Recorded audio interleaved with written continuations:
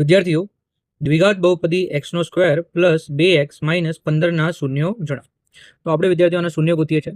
આપણને દ્વિઘાત બહુપદી આપેલી છે x² પ્લસ 2x માઇનસ 15 બરાબર લઈ લઈશું 0.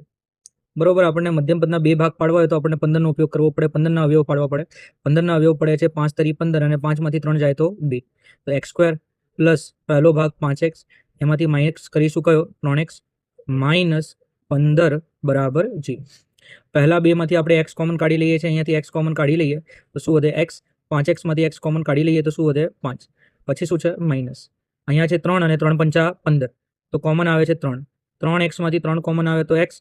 15 માંથી 3 કોમન આવે તો 5. પણ જ્યારે પણ માઇનસ કોમન કાઢીએ તો કૌંસની નિશાની બદલાઈ જાય તો માઇનસની જગ્યાએ શું આવે પ્લસ બરાબર છે 0. તો આપણો પહેલો અવયવ થઈ ગયો છે x પ્લસ 5 અને બીજો અવયવ આપણો થઈ ગયો છે x માઇનસ 3 બરાબર 0. તો અહીંયા x પ્લસ 5 બરાબર 0, x પ્લસ 5 બરાબર 0 અને બીજું x માઇનસ 3 બરાબર 0. આ પ્લસ 5 બરાબરની સામે જાય તો શું થઈ જશે માઇનસ 5 અને આ માઇનસ 3 બરાબરની સામે જાય તો શું થઈ જશે પ્લસ 3. પછી આપણે લખી દઈશું અથવા આપણો સાચો જવાબ છે માઇનસ 5 અને 3. જોઈ લઈએ માઇનસ 5 અને 3 એટલે આપણો કયો ઓપ્શન સાચો છે? Option C.